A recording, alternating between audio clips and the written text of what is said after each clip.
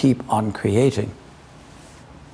What you have in other worldviews, much of it in the idealistic utopian perspective, is in a sense a picture of perfection in people's minds, which is then imposed and made stable as permanent. What the Bible has is precisely a God who created a history that is not permanent, but every day is a new day. Every act has consequences, both good and bad, but nothing is locked in, as it were, but everything functions on the basis of the next day being an enriched day or an impoverished day by human activity. So that marks us out as human beings and emphasizes very much the constant mandates from God to have good ideas. How to improve the soup you eat, how to improve your marriage, how to improve your writing, how to improve whatever. The work you do, the factories that need attention, how to repair the bridges, how to vote in a better government, how to complain about poor judgments of people and so forth. All is rooted in the mandates that God has given us to not just sit and observe, to see as final the present situation, but to have good ideas and to have moral ideas to improve the situation in which we are.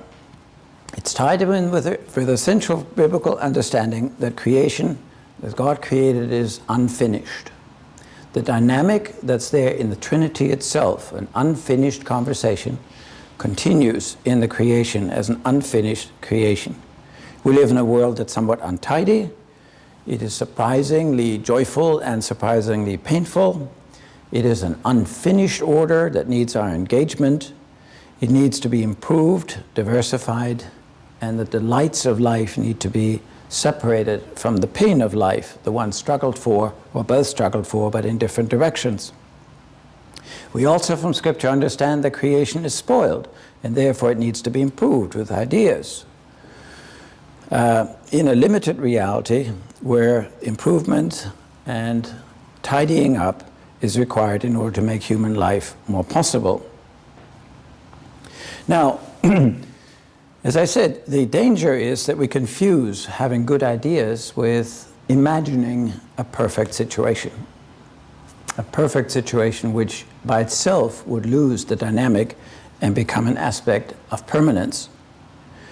That's in fact what we find in the Greek ideas of utopia. That's what we find in the 20th century ideas of utopian writing and so forth. That's what we find in the idealist communities that were built up, especially in this country, as it was a new world and people came over and they thought, here we're going to create a new Jerusalem. In Oneida, we're going to create a new human community, new harmony in many Indiana communities and so forth. All came over having a vision of what perfection would be like, and then always running against the complications of reality itself.